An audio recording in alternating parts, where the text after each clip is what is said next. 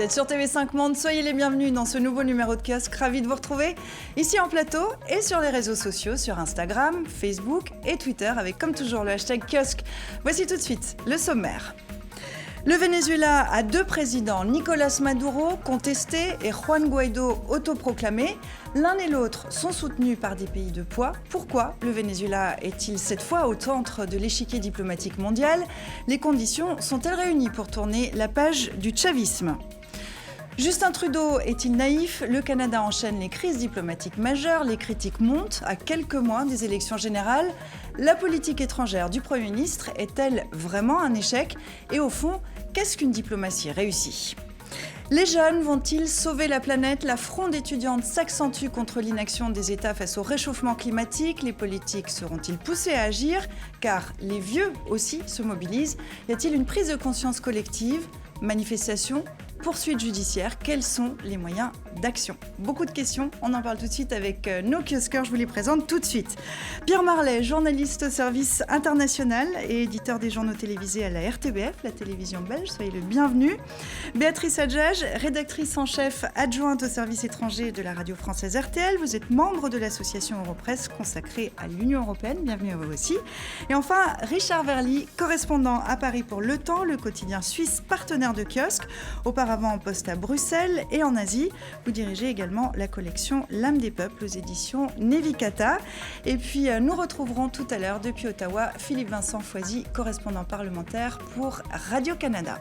Merci à vous trois déjà d'être ici en plateau dès le début de cette émission. On va faire un tour de l'actualité avec vous et on va commencer par ici. C'est un pays en plein désastre. Au moins 3 millions d'habitants l'ont fui ces dernières années. L'inflation s'y calcule en millions de pourcents. Et pour ne rien arranger, le Venezuela a maintenant deux présidents. Nicolás Maduro, le contesté, et depuis mercredi de la semaine dernière, Juan Guaidó, l'autoproclamé. Juro.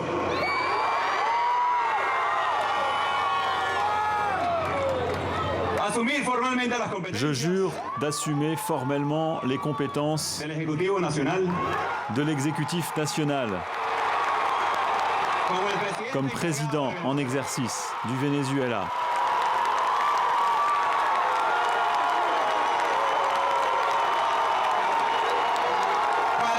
De mettre fin à l'usurpation et à un gouvernement de trahison et d'organiser des élections libres. Qu'il en soit ainsi avec l'aide de Dieu et de la patrie. 35 ans, propulsé à la tête de l'Assemblée nationale le 5 janvier dernier, inconnu au bataillon médiatique il y a encore 3 semaines, autoproclamé président, donc il y a 10 jours, et aussitôt reconnu officiellement par Donald Trump. 14 autres pays lui ont immédiatement emboîté le pas. Deux présidents pour un pays, Béatrice, ça n'est pas un scénario inédit non plus. Comment ça, pas inédit ? Alors, il y a peut-être d'autres exemples où on peut se retrouver comme ça avec des présidents qui arrivent de façon illégitime. Alors oui, ça peut arriver, mais il y a au moins un cas célèbre qui montre que c'est difficile de voir où est la légitimité internationale, c'est la Chine. Dans les années 50, 60, quand Mao Tse-tung a pris le pouvoir, il y avait Chiang Kai-shek qui lui a voulu rester président, qui s'est réfugié avec ce qui lui restait comme troupes fidèles à Taïwan, et encore aujourd'hui, quelque part, on paie le prix de cette crise diplomatique, puisque tout un temps, Chiang Kai-shek est resté le représentant officiel de la Chine au Conseil de sécurité des Nations Unies. Et puis, il a été remplacé par Mao Tse-tung dans les années 70.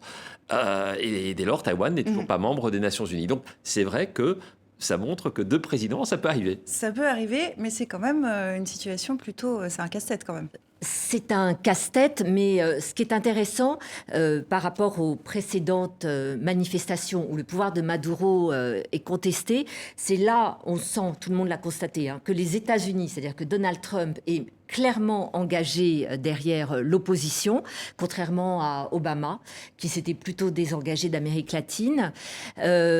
Trump pèse de tout son poids. Guaidó arrive dans un moment aussi, ça tous les observateurs au Venezuela le disent, où tous ceux qui pouvaient être encore fidèles au régime le lâchent parce que la misère est tellement grande.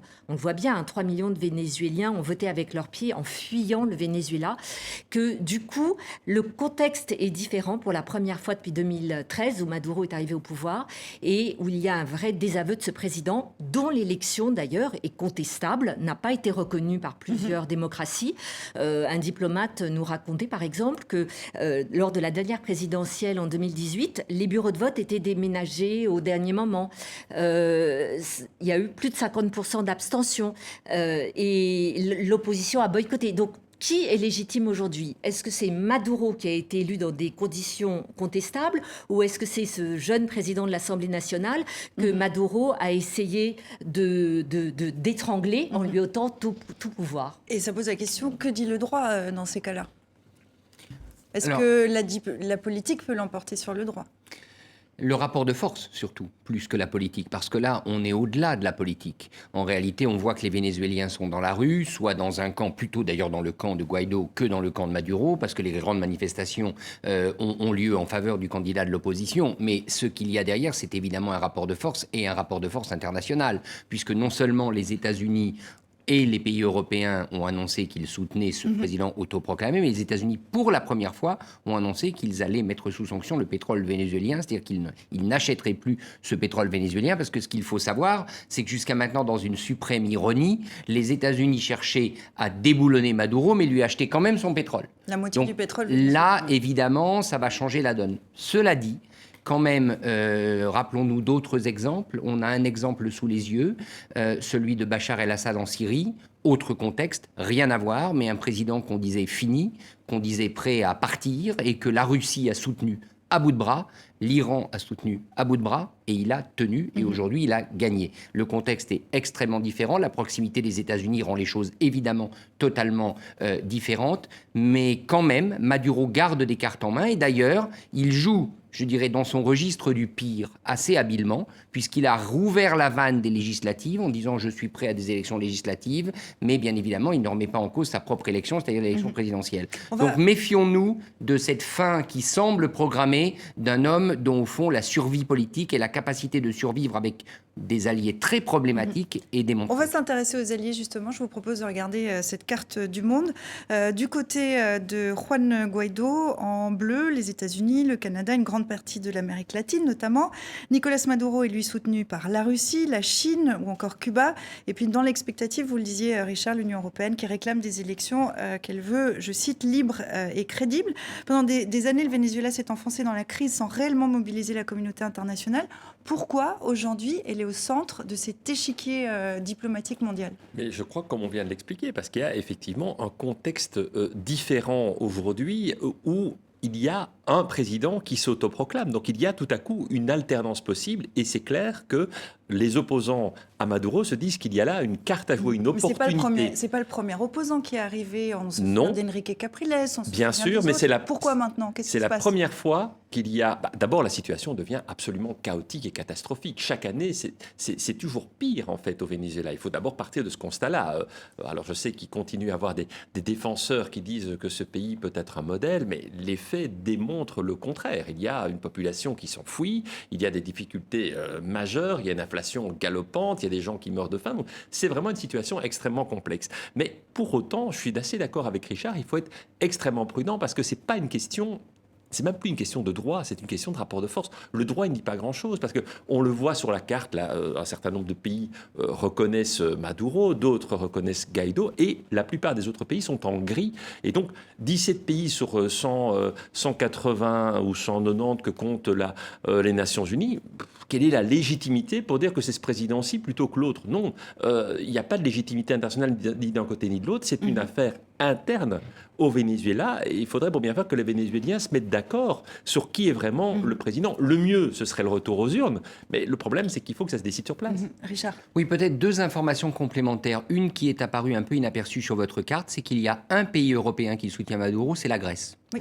Et donc là, quand même, on peut se poser la question de la discipline au sein de l'Union européenne. Moi, j'avoue que je suis extrêmement surpris qu'on laisse la Grèce continuer de soutenir Maduro. Normalement, il faudrait une vraie unité européenne, premier élément. Deuxième élément, Trump joue sur le Venezuela aujourd'hui une carte qui est en fait, qui dépasse tout à fait ce pays. Trump a besoin d'un succès international. Il va bientôt rencontrer à nouveau le président nord-coréen Kim Jong-un. Il veut montrer qu'il est un homme fort et donc déboulonner Maduro ou mettre tout en œuvre pour déboulonner Maduro, c'est une manière de se refaire une santé politique à un moment où il vient quand même de prendre un sacré nombre de coups sur le plan intérieur puisqu'il n'a pas réussi à imposer son mur aux démocrates. Donc il y a aussi, là encore, une partie qui dépasse le Venezuela qui se joue. Et ça, c'est finalement la carte aussi pour Maduro, parce que Maduro peut dire aux Russes et aux Chinois, ses alliés, en réalité, vous voyez, Trump cherche à travers moi à vous attaquer. Oui, l'alliance de Trump n'est peut-être pas la meilleure nouvelle non plus pour Juan Guaido. Oui, enfin, sans Trump, Guaido pourrait rien faire. Mais il faut aussi rappeler, parce qu'on pointe toujours du doigt les États-Unis, c'est le grand méchant loup, etc. Il faut quand même pas oublier que Maduro est soutenu par des grandes puissances qui ont aussi un intérêt stratégique dans cette région. La Chine, premier investisseur au Venezuela. La Russie, qui a acheté des gisements de pétrole aussi au Venezuela. La Turquie, qui bénéficie de l'or qui est produit au Venezuela et qui raffine l'or en Turquie. Ces 3 pays ont en plus intérêt à combattre l'hégémonie américaine. Donc on n'est pas dans un combat de bisounours, c'est-à-dire qu'il n'y a pas les gentils d'un côté, les méchants de l'autre, c'est-à-dire qu'il n'y a pas les méchants américains d'un côté face à des gentils russes, chinois et turcs qui défendent un président légitime. Chaque puissance a ses intérêts à défendre.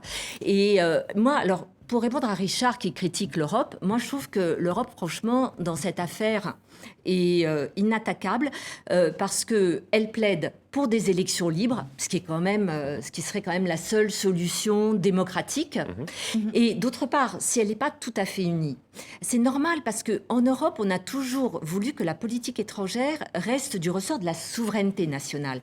On essaye d'avoir des positions communes parce que c'est plus malin, c'est plus intelligent face aux grandes puissances comme la Chine, les États-Unis. Mais quand on n'y arrive pas, on n'y arrive pas. Moi, ça me choque pas plus que ça parce que on respecte. Richard, peut-être. Oui, alors quand même un élément qui est préoccupant, c'est que pourquoi la Grèce soutient Maduro, c'est parce que la Grèce est soutenue par la Chine et parce qu'il y a des investissements chinois en Grèce. Et là, moi, ça m'inquiète. On voit de plus en plus aujourd'hui la Grèce, pays membre de l'Union européenne, afficher des positions divergentes, y compris au Conseil des droits de l'homme de l'ONU à Genève, parce qu'elle s'aligne sur les positions chinoises. Donc moi, je dis là, il y a quand même un vrai danger. Faisons attention, il ne s'agit pas simplement d'une divergence de politique étrangère. Enfin, deuxième élément, il y a un acteur dont on n'a pas parlé ici, c'est l'armée vénézuélienne. Alors on allait y venir justement, on sait qu'au Venezuela, c'est l'armée qui est le faiseur de roi. L'armée, les cadres de l'armée restent chavistes pour l'essentiel. Alors est-ce que la base va réagir et ça prouve encore une fois que malheureusement, je dirais, le peuple vénézuélien est plus otage de cette crise qu'acteur. Juan Guaido, dans ses manifestations, essaie d'attirer à lui l'armée, justement, en promettant des amnisties, etc. La question qui se pose, parce qu'on a vu aussi des contestations être assez violentes il y a encore 2 ans, 3 ans, est-ce qu'il y a un risque de guerre civile quand même ? Oui, moi c'est ce que je voulais dire. Évidemment qu'il y a un risque de guerre civile. Et c'est clair que la position de l'armée, comme souvent dans pareil cas, lorsque on a 2 forces contradictoires, que chacun revendique sa légitimité, c'est vrai que souvent l'arbitre, c'est l'armée. C'est lui qui fait réussir les révolutions ou qui les fait échouer. Il y a de nombreux cas dans l'histoire. Donc ici, il ne faudrait quand même pas oublier que derrière toute cette lutte qui se joue au plan mondial, comme on le dit très bien, ce n'est pas un monde de bisounours, c'est chacun vient avec ses propres intérêts. D'abord, il y a la situation des Vénézuéliens en tant que telle. Et la situation actuelle risque de dégénérer en guerre civile si on ne va pas vers de nouvelles élections, si on ne trouve pas un processus qui permette de faire retomber la tension et empêcher. Parce que si c'est l'un ou si c'est l'autre, si c'est Maduro qui écrase Guaido, il va y avoir une répression féroce. Si c'est le contraire, aussi, parce qu'il y a une partie des gens qui vont rester attachés à Maduro. Donc la meilleure des choses, la seule manière de faire retomber cette tension et d'éviter une véritable guerre civile, c'est effectivement un retour aux urnes. Alors moi, ce qui me frappe dans cette crise, d'ailleurs, pour éviter un bain de sang et pour plutôt jouer la carte de la révolution de velours, Guaido, visiblement, à beau être jeune, il a extrêmement bien planifié toute sa tentative de prise de pouvoir. En décembre, il va aux États-Unis secrètement voir John Bolton, le conseiller de Trump. Aujourd'hui, qu'il est président par intérim, on voit bien que tout est organisé. Il va dans les casernes expliquer aux soldats qu'ils seront amnistiés. Il annonce hier un nouveau plan pour l'économie du Venezuela, pour relancer l'économie. Il essaye de séduire les soldats. Il essaye d'organiser des comités de quartier dans les quartiers populaires. Donc, Trump l'aide comment ? Parce qu'effectivement, Trump a mis des sanctions sur le pétrole vénézuélien. Ça a un intérêt. c'est que, privé des ressources du pétrole, le Venezuela n'a plus les moyens de payer les soldats et les fonctionnaires. Donc, à un moment donné, ce que vise Guaido, c'est que les soldats, pas les généraux sont, paraît-il, complètement vérolés. Donc, que les soldats qui sont aussi pauvres que les Vénézuéliens moyens se retournent et lâchent le pouvoir. C'est ça le pari. Donc, c'est un pari qui repose sur une révolution de velours et pas sur un bain de sang. Je trouve ça intéressant. Richard ? Oui, je voudrais juste revenir au rapport de force géopolitique parce qu'encore une fois, il est en arrière-plan. Aujourd'hui, la Russie comme la Chine n'ont presque plus de position en Amérique latine et en Amérique centrale. Et ça devient très problématique pour ces deux empires, si l'on peut dire, qui veulent garder dans la région un point d'ancrage. Ils ont quasiment perdu Cuba. Cuba s'est réformé, maintenant s'est beaucoup rapproché des États-Unis et est amené à se rapprocher encore plus des États-Unis, même si c'est compliqué avec Donald Trump. Et donc, à mon avis, les Russes comme les Chinois vont tout faire pour essayer de convaincre Maduro de rester. Maintenant, il y a des considérations simplement personnelles. À un moment donné, Maduro peut, avec sa famille, estimer que ça devient trop compliqué. On peut aussi, dans ce genre de crise, finir éliminé physiquement par les militaires. Et donc, il n'est pas du tout impossible qu'à un moment donné, des proches de Maduro, peut-être même des membres directs de sa famille, lui disent qu'il est peut-être temps de capituler. Mais effectivement, on a dit ça aussi pour Bachar el-Assad, on a imaginé des tas de choses, il est toujours là. Juste d'un mot, parce que c'est effectivement quelque chose de très intéressant de voir ce continent latino-américain qui a toujours tendance à osciller entre la droite et la gauche, entre des tendances libérales dans le meilleur des cas, mais dictatoriales de droite aussi, ou alors d'aller vers des régimes de gauche, mais de gauche affirmée, de gauche chaviste, communiste, où on nationalise tout. Et donc, il y a toujours cette oscillation qui rend ces économies et ces situations politiques extrêmement fragiles. Et c'est pas pour rien qu'évidemment, derrière, il y a des grandes puissances qui se disent quelle carte est-ce que je peux jouer là-dedans. Donc, tant que ce continent ne sera pas un peu plus équilibré, un peu plus nuancé, il sera à la merci de situations comme celle-là. Là, dans ce cas précis, est-ce que, en admettant que Nicolas Maduro parte, il faut se rappeler que c'était le dauphin de Hugo Chavez, est-ce qu'en admettant qu'il parte ou qu'il soit poussé vers la sortie, est-ce que c'est la fin du chavisme, de ce régime chaviste ? On a du mal à savoir qui est Juan Guaido, il est un peu inconnu, on le découvre.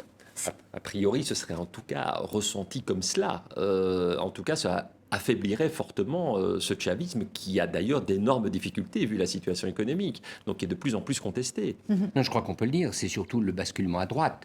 Guaido est un candidat soutenu par Uribe, l'ancien président colombien, qui était un président très marqué à droite. Guaido est soutenu par Trump, et il n'est pas soutenu par Trump parce qu'il a un programme collectiviste, soyons clairs. Donc oui, c'est la fin du chavisme, et sa volonté, c'est d'en finir avec le chavisme, mais avec tous les problèmes que soulignait Pierre, c'est-à-dire que la masse, une partie des masses populaires, aujourd'hui, elles ont été éduquées dans le chavisme. Ouais. Donc, à un moment donné, il y aura de toute façon des tensions et il sera obligé de maintenir, s'il arrive au pouvoir, les programmes de subvention complètement délirants mis en œuvre par Chavez et par Maduro, parce que sinon, ça explosera. Une dernière chose, ces Vénézuéliens qui quittent le pays, on a beaucoup parlé en fin d'année dernière des caravanes de migrants qui partaient vers les États-Unis. Aussi, oui. En réalité, la vraie crise migratoire en Amérique latine, c'est celle du Venezuela. 3 millions de Vénézuéliens ont fui.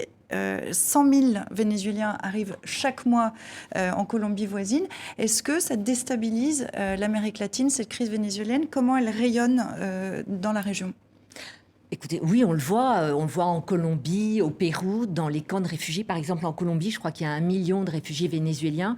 Ça crée des tensions, mais comme on le voit, dès qu'il y a un afflux massif de réfugiés, comme on l'a vu à la frontière turque dans les camps de réfugiés syriens, là, j'ai vu que en Colombie ou au Pérou, les populations locales trouvaient que, tout d'un coup, avoir des centaines de milliers de personnes qui arrivent sans travail à leurs frontières, c'est une charge et il y a effectivement des frictions. Donc c'est pour ça aussi que les pays d'Amérique latine ont envie d'une solution politique rapide. C'est une grande constante dans les migrations. Hein. On dit toujours qu'ici, c'est parce que Pourquoi est-ce que l'Europe est sous tension ? Parce que ce n'est pas la même culture, ce sont des gens d'une autre religion qui viennent en Europe. Mais c'est pas vrai. En fait, dans chaque situation migratoire, dès qu'on voit un afflux massif de population, ils parlent la même langue, ils se ressemblent. Mais n'empêche, c'est évidemment très compliqué pour les voisins d'accueillir des milliers et des milliers de réfugiés en Colombie ou au Brésil. Vraiment, d'un tout petit mot pour conclure, Richard. Oui, la réflexion, moi, que ça me procure, c'est une fois de plus la malédiction du pétrole. On voit bien que quand un pays a une telle richesse et qu'il ne sait pas la gérer, ça peut conduire au pire désastre. Ça se passe au sud de la Méditerranée avec la Libye, où en gros les enjeux de pouvoir et des milices sont uniquement liés à la distribution de la manne pétrolière. Donc, ou l'Algérie avec le gaz. Donc effectivement, cette malédiction du pétrole, surtout quand vous avez des voisins prédateurs ou des grands voisins qui ont des ambitions régionales conflictuelles, ça peut conduire au pire. Et Juan Guaido appelle à une nouvelle manifestation demain samedi. On aura l'occasion de revenir sur cette situation au Venezuela. Je vous propose maintenant d'accueillir un quatrième kiosqueur avec nous. On retrouve depuis Ottawa Philippe Vincent Foisy, correspondant parlementaire pour Radio-Canada. Bonjour et bienvenue à vous, Philippe Vincent. On va avoir besoin de votre éclairage éclairé, car le Canada enchaîne les crises diplomatiques majeures, dernière en date et non des moindres avec la Chine. Il y a pile de mois, Ottawa a accédé à la demande faite par Washington d'arrêter Meng Wanzhou. Elle est la fille du fondateur et la directrice financière du géant des télécommunications chinois Huawei. En représailles, Pékin a arrêté plusieurs Canadiens. L'affaire, vous allez le voir, n'a pas manqué de susciter des critiques en cette semaine de rentrée parlementaire. La dispute avec la Chine et le renvoi de l'ambassadeur canadien ont dominé la reprise des travaux. Une aubaine pour l'opposition. La politique étrangère du Premier ministre est une catastrophe. Le départ de M. McCollum n'est que le dernier exemple de leur manque de préparation. Ce chaos est inacceptable. Le gouvernement Trudeau défend ses efforts dans le but de faire libérer les 2 Canadiens détenus en Chine depuis 1 mois et demi. Je veux souligner que beaucoup de nos alliés ont publiquement parlé en appui, en soutien de la position canadienne et de M. Kovrig, M. Scrivo. Une dispute diplomatique qui ne semble pas sur le point de s'apaiser. Alors, Philippe Vincent, avant de passer en revue les différentes crises diplomatiques qui concernent le Canada, on va déjà faire un point sur celle qui concerne la Chine. Où est-ce qu'on en est de cette affaire ? Bien, où est-ce qu'on en est durant la fin de semaine? Donc, la fin de semaine dernière, le Canada a mis à la porte son ambassadeur en Chine, John McCallum, qui est un ancien ministre, ancien député aussi. Donc, on sent que c'est très compliqué en ce moment. On essaie de rebâtir les ponts. C'est le numéro 2 de l'ambassade, un fonctionnaire qui, pour l'instant, est ambassadeur par intérim en Chine. Et là, ce qu'on a vu cette semaine aussi, c'est que les Américains, finalement, nous ont déposé le dossier et ont fait la demande officielle d'extradition. Parce que le 1er décembre, on n'avait pas les documents lorsqu'on a arrêté Meng Wanzhou à Vancouver. Or, on se demandait ici, est-ce que les Américains bluffent? Est-ce que les Américains ne font ça que pour jouer de la politique? Parce qu'on a entendu notamment le président américain Donald Trump dire qu'on pourrait utiliser l'arrestation de Meng Wanzhou comme pièce d'échange, comme monnaie d'échange dans le cadre de négociations commerciales. Alors là, ce qu'on a vu cette semaine, c'était les Américains dire, voilà, voici le dossier, nous voulons que le Canada continue de procéder avec son extradition. Elle est passée devant les tribunaux et la procédure va suivre. Donc, on s'entend, on en a encore pour plusieurs mois de cette affaire-là ici. Et c'est une crise parmi d'autres, puisque je le disais tout à l'heure, le Canada enchaîne les crises diplomatiques. Ottawa est en froid avec 4 grandes puissances de la planète, la Chine, donc les États-Unis, l'Inde, la Russie, sans compter d'autres pays comme l'Arabie Saoudite. Philippe Vincent, le fameux Canada is back lancé par Justin Trudeau au début de son mandat a clairement du plomb dans l'aile. Oui, vraiment, vraiment. En fait, ce qu'on voit avec le Canada is back, avec la vision que Justin Trudeau voulait imposer à la diplomatie canadienne, c'est qu'on n'avait pas les moyens de nos ambitions. Justin Trudeau voulait revenir comme le grand défenseur des valeurs libérales, prêcher la vertu un peu partout dans le monde en disant, regardez, la tolérance, l'ouverture, le libre-échange va permettre d'avoir un monde meilleur. Or, le monde est en pleine transformation en ce moment avec beaucoup plus de polarisation et on n'avait pas ici les moyens d'être capable d'imposer cette vision-là. Même, bon, on s'entend, on n'est pas une grande puissance, on est une puissance qu'on peut dire moyenne, on dit des middle power en anglais, mais même ça, on a senti qu'on n'était pas nécessairement un joueur important sur cette table-là et on avait de la difficulté à tirer les ficelles où on voulait. Et là, ce qu'on voit, c'est qu'il y a eu plusieurs cas, surtout cette année. Là. Il y a eu le voyage en Inde, il y a eu la dispute avec l'Arabie Saoudite, maintenant le dossier chinois. En plus, en trame de fond, bon, vous le disiez, il y avait la Russie, mais ça dure déjà depuis quelques années. Depuis l'annexion de la Crimée par la Russie, le Canada avait décidé de mettre son poing sur la table. Mais mais ce qu'on voit, c'est que la vision du gouvernement Trudeau, elle est difficilement applicable en ce moment. Il y avait les missions de paix aussi, par exemple, où il disait le Canada va se réengager dans les missions de paix avec les casques bleus. On promet jusqu'à 600 casques bleus, 150 policiers. Or, on en a envoyé 200 au Mali. Alors que l'ONU nous demandait de prendre la tête de cette mission de paix au Mali, on a décidé plutôt d'avoir une petite opération militaire où on sert surtout avec des hélicoptères de transport et d'évacuation médicale. Alors, vous restez évidemment avec nous, vous intervenez quand vous le souhaitez. Est-ce qu'on peut parler d'une diplomatie canadienne qui va à volo, comme on a pu le lire ici ou là ? On a l'impression qu'elle n'a pas beaucoup de colonnes vertébrales. En même temps, comme dit notre confrère, un pays doit avoir une diplomatie à la hauteur de ses moyens. La France est dans la même situation. Et ce qui choque surtout avec Justin Trudeau, quand on le voit de l'extérieur, c'est qu'on a l'impression que c'est un très beau gosse et que par moments, il ne compte que là-dessus. Par exemple, quand il va en Inde et que lui et sa femme, ils s'habillent à l'indienne pour séduire, on le sait bien, les Canadiens d'origine indienne, puisque je crois qu'il y a 25 circonscriptions au Canada où la communauté indienne est très forte. Donc il va en Inde, il se déguise en indien, et du coup son voyage est un flop, parce qu'il n'y a pas de contenu, et puis en même temps, ça choque un peu les Indiens. On n'a pas à se déguiser quand on va dans un pays étranger. Bon, alors là, il est ridicule. D'un autre côté, quand il accueille la jeune, vous savez, la jeune fille saoudienne qui a fui sa famille, là, il a une... Là, il agit, et puis c'est petit comme action, mais c'est honorable et c'est à la mesure de la puissance du Canada. Voilà. Mais sinon, on sent qu'il fait beaucoup de com et qu'il n'y a pas beaucoup de colonne vertébrale. Sur l'accueil de cette réfugiée, ça lui a été reproché aussi, envoyer un ministre accueillir cette jeune femme. Est-ce que c'est vraiment le rôle ? Il y a des réfugiés qui arrivent en permanence. Est-ce que quand même on a l'impression qu'il y a une diplomatie, une politique étrangère, comme vous le disiez, qui a une colonne vertébrale ? Ouais. Disons que le Canada est dans une situation complexe parce que, comme on l'a dit ici, c'est une puissance moyenne qui a un énorme voisin à côté. On sent bien que Justin Trudeau essaie de se démarquer des États-Unis, mais c'est extrêmement compliqué de jouer la carte anti-américaine quand on est tellement interdépendant avec l'Amérique. On est à côté. Et la deuxième réflexion qui me vient, c'est, en fait, si on faisait une comparaison, c'est un peu comme s'il n'y avait plus d'Union européenne et que chaque pays européen devait faire sa propre diplomatie seul, sans qu'il n'y ait plus la moindre concertation.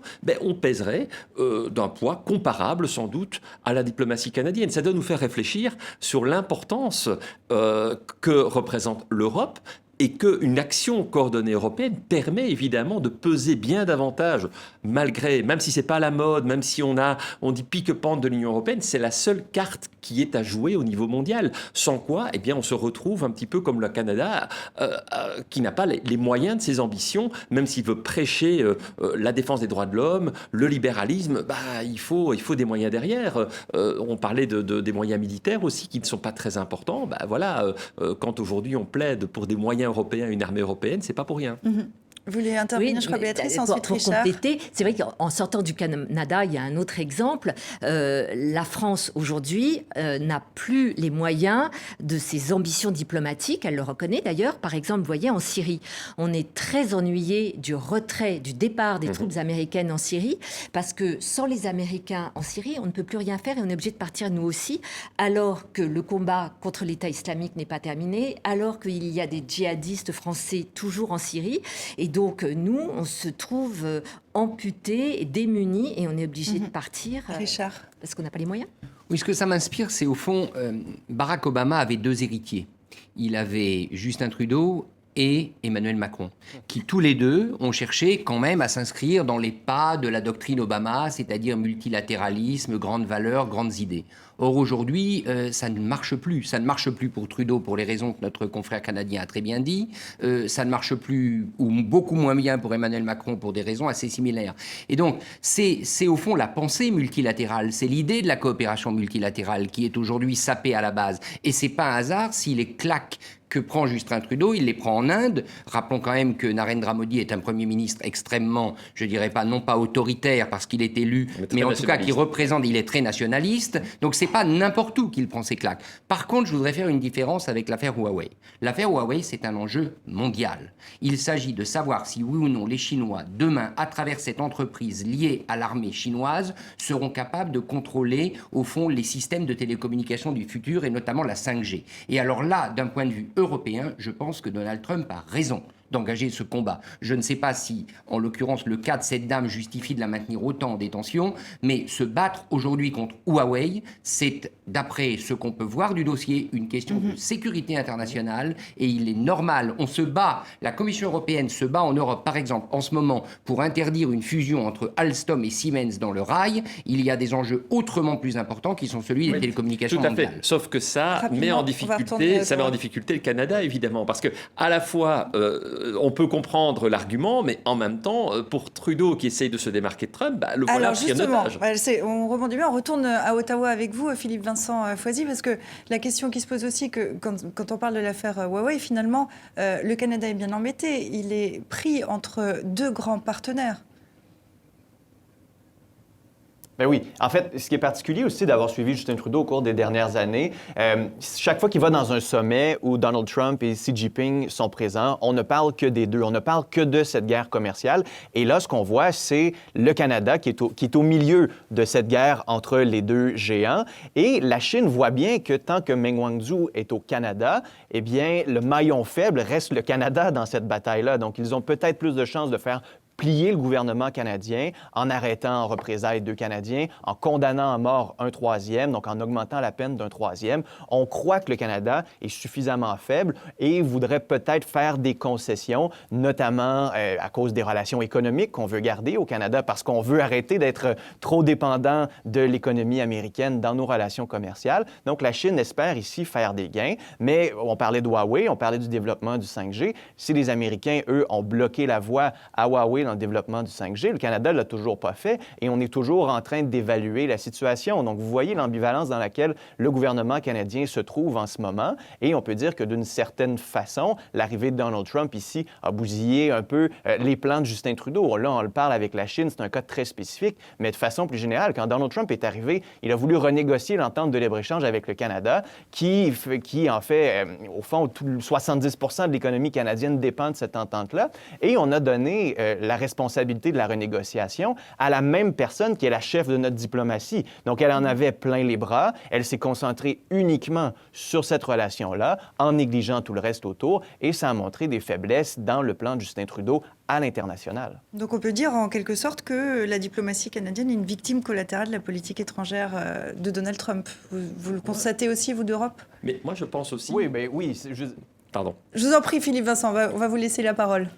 Non, mais allez-y. Je faisais juste dire que oui, c'est une des excuses. Il y a eu d'autres erreurs, il y a eu des erreurs internes, mais en même temps, oui, il y a un effet Donald Trump sur la diplomatie canadienne. Pierre. Mais le problème, c'est que Donald Trump, quelque part, crée lui-même une difficulté. C'est-à-dire que si les liens étaient forts avec le Canada, s'il prônait le multilatéralisme, le libre-échange, et qui ne se repliait pas sur lui-même et qui ne remettait pas en cause les accords commerciaux avec le Canada, ce serait quand même beaucoup plus facile pour le Canada de jouer l'allié loyal des États-Unis. Mais évidemment, avec cet égoïsme américain, ce repli sur soi, ce nationalisme américain qui est de retour, évidemment, c'est beaucoup plus difficile d'être un allié loyal de Donald Trump. Donc, quelque part, c'est aussi cette diplomatie américaine qui met complètement en porte-à-faux le Canada, qui prône des valeurs libérales, mais qui en même temps n'a pas envie de se fâcher avec la Chine. Richard, vous vouliez intervenir ? Juste pour dire que dans ces enjeux de rivalité industrielle, mais qui vont au-delà, c'est-à-dire de domination de secteurs aussi importants que les télécommunications, à mon avis, ce qu'on voit aujourd'hui au Canada, on va le voir demain ailleurs. On va le voir probablement demain en Europe. C'est-à-dire que Donald Trump, qui en ce moment, avec l'Europe, est surtout concentré sur l'affaire de la défense, il veut que les Européens payent leur écho à l'OTAN et achètent des équipements militaires américains. Mais quelle est la prochaine étape ? La prochaine étape, ça va être d'importer le conflit commercial américano-chinois en Europe et de dire aux Européens, attention, vous n'achetez plus de matériel chinois dans tel et tel domaine parce que la sécurité de l'Alliance est menacée. Et donc, ne nous faisons pas d'illusions. La difficulté actuelle de Justin Trudeau, bientôt, elle va traverser l'Atlantique. Béatrice, C'est-à-dire, mais en même temps, un peu à juste titre, parce que c'est vrai qu'on doit se poser la question pour savoir si on doit passer par Huawei pour développer la 5G en France. Je crois qu'il y a un centre de recherche Huawei qui ouvre ou qui est ouvert à Grenoble. Honnêtement, c'est une question de sécurité nationale. Donc, Trump soulève, de ce point de vue, tu le disais, Richard, une question légitime.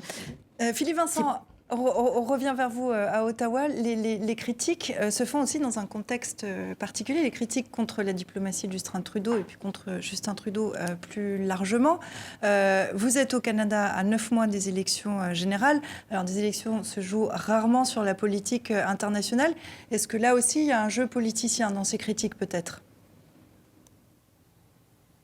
Oui, bien ici, on le voit que les partis d'opposition tentent de décrédibiliser Justin Trudeau. Ça a commencé avec le voyage en Inde, on en a beaucoup parlé, vous en avez parlé aussi, de ces fameux costumes, où on a très mal planifié le voyage aussi. On a montré qu'il y avait très peu de contenu dès le début, qu'on était beaucoup sur l'image. Et à ce moment-là, on a senti le vernis Trudeau cassé ici, et ça faisait en sorte que les attaques, il devenait perméable aux attaques finalement, Justin Trudeau. Et par la suite, avec les autres crises, on avait toujours en tête ce voyage où on disait, bien, peut-être que Justin Trudeau est mal préparé, peut-être qu'il est immature, peut-être qu'il ne fait que se baser sur l'image et il n'y a pas vraiment de fond.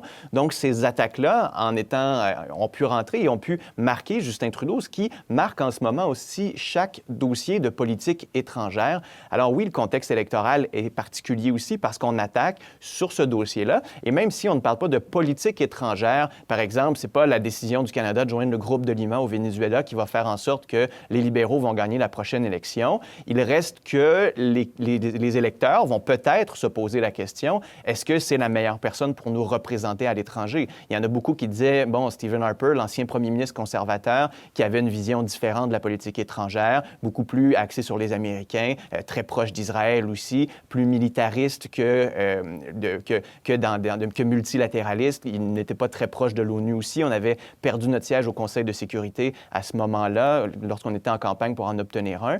Donc, on se demande, est-ce que vraiment Justin Trudeau sera la meilleure personne pour rendre les Canadiens fiers de les représenter à l'étranger? Ça, c'est une question qui pourrait revenir et on sent que les partis d'opposition en ce moment essaient de le déstabiliser là-dessus. On a des sondages ce matin qui montraient qu'ils ne sont pas très contents, les Canadiens, de la façon dont Justin Trudeau traite le dossier chinois. Donc, est-ce que ça, à long terme, en s'accumulant, là, on a vu une année très difficile pour lui, est-ce que 2019 sera une année aussi difficile? Et peut-être qu'en s'accumulant, tout petit voyage, petit dossier à l'international pourrait miner la crédibilité de Justin Trudeau en élection. Ça pose la question de l'image d'un pays, la diplomatie.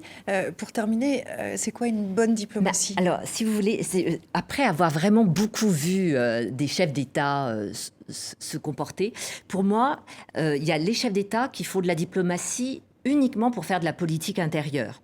C'est Justin Trudeau en Inde, c'est pour moi Nicolas Sarkozy quand il intervient sur Benghazi, en Libye, à 1 an de la présidentielle. Et puis, il y a les chefs d'État qui font de la politique étrangère parce qu'ils défendent l'intérêt national, l'intérêt stratégique de leur pays. Pour moi, c'est Mitterrand quand il choisit de faire l'Europe avec Helmut Kohl et d'intégrer davantage l'Europe, de faire la monnaie unique. Ça, c'est de la politique étrangère. C'est aussi Mitterrand quand il décide de soutenir George Bush dans la première guerre du Golfe parce qu'il pense que les Américains sont notre partenaire stratégique essentiel et que pour préserver le monde occidental, les démocraties occidentales, on a besoin des Américains. Donc, il soutient George Bush dans sa première guerre du Golfe. Ça, c'est de la vraie politique étrangère. Et la politique étrangère, je dirais, bas de gamme et qui souvent se plante, c'est quand l'homme politique fait uniquement de la politique intérieure. C'est la différence entre l'homme politique et l'homme d'État qu'on est en train de faire. Mais des hommes d'État, il n'y en a quand même pas beaucoup dans l'histoire. Oui, j'ajoute une petite réflexion sur l'âge du capitaine. Parce que quand même, on voit que Justin Trudeau comme Emmanuel Macron, qui sont deux jeunes dirigeants, voire très jeunes dirigeants par rapport aux standards internationaux, se retrouvent avec de sacrés dinosaures en face d'eux, parce que Trump, Xi Jinping, Vladimir Poutine. Et est-ce qu'il n'y a pas dans ce monde difficile de rapports de force un problème pour les jeunes dirigeants qui n'ont pas les mêmes codes, qui croient peut-être davantage à certains idéaux et qui butent sur le réalisme de dirigeants, eux, beaucoup plus âgés et beaucoup plus cyniques. Question intéressante. L'histoire, c'est pas toujours un défaut. Voilà. On va le voir tout à l'heure en parlant de climat et jeunes. Mais avant ça, j'aimerais qu'on conclue avec vous, Philippe Vincent. La question qui se pose un peu aujourd'hui, c'est dans la situation dans laquelle se trouve le Canada, est-ce qu'il y a un risque d'isolement du Canada d'un point de vue diplomatique? On conclura avec vous. C'est une très bonne question. En même temps, c'est sûr qu'avec les États-Unis, c'est toujours difficile. On a des bons liens avec l'Europe. On a des accords de libre-échange quand même avec tous les pays du G7 aussi. Donc, on travaille pour ne pas s'isoler, mais Justin Trudeau et l'image du Canada demeure une image positive aussi. Il y a un risque, mais il va falloir voir ce qui va se passer aux États-Unis aussi par la suite. Et on va voir aussi les décisions que Justin Trudeau va prendre dans les forums multilatéraux, que ce soit à l'ONU. On est encore en campagne pour un siège au Conseil de sécurité. Et là, ce qu'on dit, c'est que ça ne va pas nécessairement très bien. Et il faut quand même dire une chose, une bonne diplomatie, ce n'est pas nécessairement quelque chose de sexy. C'est quelque chose qui se fait aussi en coulisses, loin des caméras, souvent. Et souvent, quand on n'en parle pas et qu'une situation n'a pas explosé, c'est parce que la diplomatie a fonctionné. Et c'est peut-être là-dessus qu'il va falloir que le Canada se concentre au cours des prochaines années. Je crois que ça fait une très jolie conclusion. Merci beaucoup, Philippe Vincent, d'avoir été avec nous depuis Ottawa. Je vous dis à très bientôt. Excellent week-end à vous, au Canada.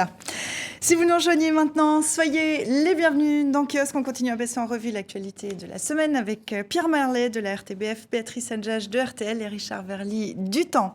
Cette question, maintenant, je l'évoquais à l'instant en rebondissant sur vos propos, Béatrice. Les jeunes, pas les vieux, les jeunes vont-ils sauver la planète? Semaine après semaine, ils dénoncent l'inaction des États face au réchauffement climatique, de la Belgique à l'Australie. Des milliers d'élèves font l'école buissonnière à l'appel de Greta Thunberg. En décembre dernier, à la COP24, le discours engagé de cette jeune activiste suédoise de 16 ans avait marqué les esprits. Vous dites que vous aimez vos enfants par-dessus tout. Et pourtant, vous leur volez leur futur, sous leurs yeux. Tant que vous ne vous concentrerez pas sur ce qui doit être fait, plutôt que sur ce qui est politiquement possible, alors il n'y a pas d'espoir. Nous ne pouvons pas résoudre une crise si nous ne la considérons pas comme une crise. Nous devons laisser les combustibles fossiles dans le sol et nous devons nous concentrer sur l'équité. Et si les solutions au sein du système sont si impossibles à trouver, peut-être devrions-nous changer le système lui-même. Nous ne sommes pas venus ici pour implorer nos dirigeants. Vous nous avez ignorés dans le passé et vous nous ignorerez encore. Nous sommes à court d'excuses et nous sommes à court de temps. Nous sommes venus ici pour vous informer que le changement arrive, que cela vous plaise ou non. À 16 ans, Greta Thunberg a tout d'une grande. Est-ce que sa force, c'est de nous confronter, nous, vieux adultes, que nous sommes ici autour de cette table, à notre propre hypocrisie ? Écoutez, question que je vous posais, tout ça. Moi, je la trouve épatante. Elle me bouleverse, honnêtement, parce que c'est vrai que c'est sa génération qui va être la plus concernée. Nous, on a le temps de mourir avant que la planète soit impossible à vivre. Mais ces jeunes, eux, doivent prendre vraiment leur avenir en main. Et si vous voulez, elle allie deux choses, c'est-à-dire qu'elle a la jeunesse pour parler aux jeunes de sa génération et elle a une maturité politique étonnante, c'est-à-dire qu'elle explique à tout le monde que ça suffit de respecter les règles du jeu parce qu'il faut être maintenant radical, parce que l'enjeu est vital. Et donc, elle engage tous les jeunes à aller sécher les cours, elle prend des moyens radicaux quand même. Et quand on réfléchit dans l'histoire, les seuls qui ont changé le cours de l'histoire, c'est ceux qui ont été radicaux à un moment donné, que ça soit pacifiquement, comme Gandhi, ou que ça soit par la violence. Elle, c'est pacifiquement, et je la trouve extraordinaire. Pierre ? Je crois que c'est une jeune qui a parlé à des jeunes. Et donc, s'il y a pour le moment une série de jeunes de par le monde qui ont entendu ce message et qui ont décidé de passer à l'acte, c'est parce qu'ils ont été... Belgique. Oui, j'en parle à l'aise parce qu'en Belgique, effectivement, il y a quelque chose qui est en train de se passer, mais c'est certainement la conséquence de cette jeune fille. On a tous vu cette jeune fille qui arrivait, on a trouvé ça bien sympathique. Nous, on a dit, tiens, c'est formidable, elle a quelque chose. Mais sincèrement, on n'a pas vu venir la lame de fond que ça allait susciter. En Belgique, c'est quand même impressionnant. C'est jeudi, voilà. C'est jeudi, j'ai manif, on en gros. brosse l'école, comme on dit en Belgique. Et alors, ils s'organisent. Alors, ils étaient encore 30 000 hier. Alors, 30 000 à l'échelle belge, quand même, si on prend l'échelle française, ça fait 200 000, quoi. Hein. Je veux dire, c'est plus fort qu'une participation des Gilets jaunes. C'est quelque chose de vraiment massif. Il y a eu une manifestation dimanche, on est allé manifester en famille, c'était la deuxième. 70 000 personnes, 70 000 je traduis, qui viennent dans la rue. C'est énorme. Ça fait aussi, à l'échelle française, ça ferait 450 000. Donc, il y a quelque chose qui est en train de se passer. Il y a un message qui s'installe. C'est d'autant plus étonnant qu'on est en campagne électorale en Belgique, qu'on vote au mois de mai, que jusqu'ici, on a beaucoup parlé, comme partout dans le monde, du problème des migrations, que c'était toujours ça qui revenait au sein du gouvernement. On a parlé ici aussi, peut-être, d'une poussée verte en Bien Europe. sûr, mais Et la question, c'est ce que tout ça va soutenir. Est-ce qu'il va y avoir, c'est ce que demandent ces jeunes, est-ce qu'il va y avoir une traduction politique? C'est ce qu'ils demandent. Ce que je voulais dire, c'est que en fait, on a déjà réussi à inscrire la question climatique dans l'enjeu électoral majeur de la campagne politique belge, alors qu'on ne s'y attendait pas. Là, c'est déjà une surprise. Et donc, alors après, y aura-t-il des suites? Ça, alors, on va le voir. Selon une étude menée en Belgique, mais je pense qu'elle peut s'appliquer aussi plus largement, la question climatique occupe la 7e place dans les préoccupations des Belges de plus de 50 ans, mais elle arrive en tête pour les 18-25 ans, c'est pas nous. Est-ce que les jeunes vont sauver la planète? Non. Moi, je n'y crois pas du tout. Parce que tout simplement, ce que ça m'inspire, c'est effectivement beaucoup d'admiration, comme Béatrice, pour cette jeune femme, qui est un peu, je dirais, elle est parfaite. Elle est intelligente, elle comprend, elle a le bon discours. Je ne sais pas si c'est elle qui l'écrit, mais en tout cas, elle a les mots justes. Sauf que, pardonnez-moi, elle est blanche, elle est scandinave, elle est européenne, elle s'exprime au forum de Davos, et certes, il y a des jeunes manifestants en Belgique, mais j'attends de voir les jeunes Chinois, j'attends de voir les jeunes Indiens, j'attends de voir les jeunes Nigérians, et on pourrait rallonger la liste. Alors, si on a cette crédulité de penser que des jeunes manifestants en Belgique ou en France vont changer la face de la planète pour le climat, je pense que malheureusement, et je le regrette, on se trompe. Parce que là encore, les rapports de force sont tout autres. Donc, effectivement, il faut ce levier, mais il lui manque encore des cases, à mon avis. Donc, faisons attention de ne pas être séduits médiatiquement par cette offensive de jeunesse climatique. Et par ailleurs, dans ce qu'elle dit, il y a quand même une chose. Bien évidemment, on ne va pas critiquer ce qu'elle dit, elle a 16 ans. Mais quand même, une chose. Tout mettre sur les hydrocarbures, alors qu'on a un autre problème énorme qui s'appelle le nucléaire. Faisons attention, parce qu'il y a des tas de puissances qui sont en train de dire la solution, c'est le nucléaire. Et franchement, alors là, ce ne sera pas la génération de cette jeune femme, ce sera des centaines de générations suivantes qui seront polluées. Donc, je l'adore, elle est formidable, mais redescendons un peu sur Terre. Alors, Béatrice, est-ce que vous êtes redescendue sur Terre? Non, mais alors, attendez.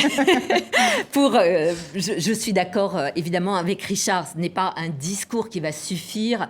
D'ailleurs, quand Al Gore, aux États-Unis, avait réussi à mobiliser 400 000 personnes il y a quelques années, rien n'avait changé par la suite. Sauf que, comme Pierre le disait, on est à la veille des élections européennes. On parle beaucoup de la montée des populistes, mais on sait aussi qu'un autre enjeu des européennes, c'est la montée des Verts. Or, si cette jeune femme arrive à réveiller cette conscience écolo, et si les Verts arrivent à faire un score important aux européennes, là, ça commencera à avoir du poids. Il y aura une traduction politique au niveau du Parlement européen. Et ça, c'est formidable. Deuxième chose, en Chine, je suis désolée, mais en Chine, le régime a beau être autoritaire, la seule chose dont il tient compte, c'est quand il y a des manifestations en Chine contre la pollution. Et là, Xi Jinping est vraiment très soucieux de ça, d'où le développement des panneaux solaires, et des voitures électriques, etc., parce qu'il se rend compte que c'est insupportable pour sa population, cette pollution. Alors, en France, 4 associations ont décidé, au nom de l'intérêt général, d'attaquer l'État français en justice pour qu'il respecte ses engagements climatiques. Leur pétition, qui s'appelle l'affaire du siècle, est la plus populaire jamais vue en France, avec plus de 2 millions de signatures. Bonsoir. On a beaucoup réfléchi ces derniers temps. Ouais. Et on va attaquer tout simplement l'État français en justice. Pour inaction face au dérèglement climatique. On est maintenant des millions à voir que le climat se réchauffe, se dérègle. À voir les sécheresses, les incendies, les tempêtes.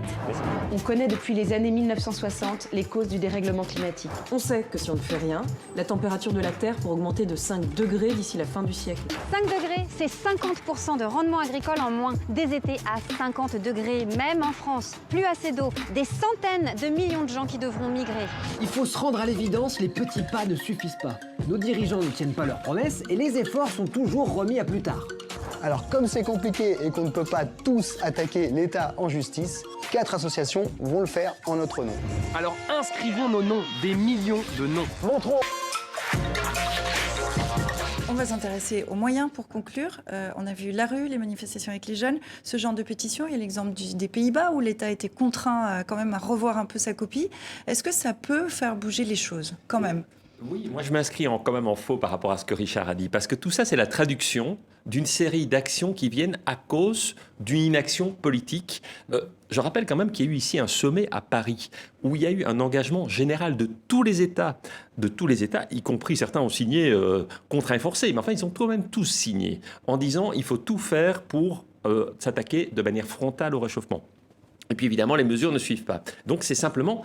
Ce qu'on voit là, c'est simplement pour rappeler, dites, vous avez signé quelque chose, ça ne suit pas. Moi, je crois que ça peut avoir, je ne suis pas sûr que ça aura, mais je pense que ça peut avoir un effet d'entraînement et on sent qu'il y a quelque chose qui se passe, pour l'instant en tout cas, en Europe et dans d'autres pays, certainement, sur l'importance de mener des actions aujourd'hui. Et toutes ces actions, qu'elles soient juridiques ou dans la rue, sont là pour rappeler au gouvernement, dites, il serait quand même temps de s'attaquer à cela.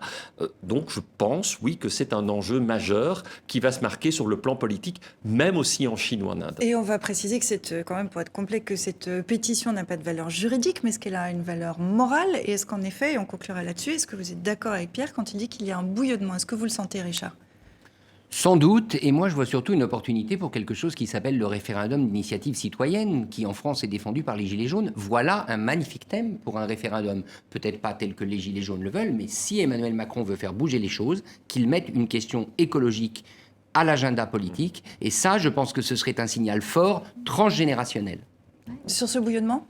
Vous le sentez, vous ? Vous avez l'impression qu'il est... Je vais prendre un exemple. Vous citiez tout à l'heure les manifestations d'il y a quelques années pour l'environnement. Il y avait plus de monde dans la rue. On peut repenser en 2006 aux très grandes manifestations contre la guerre en Irak. On n'en est pas là aujourd'hui. Est-ce qu'il y a un vrai bouillonnement ? Est-ce qu'il peut mener à quelque chose ? Moi, très honnêtement, je le sens encore timide.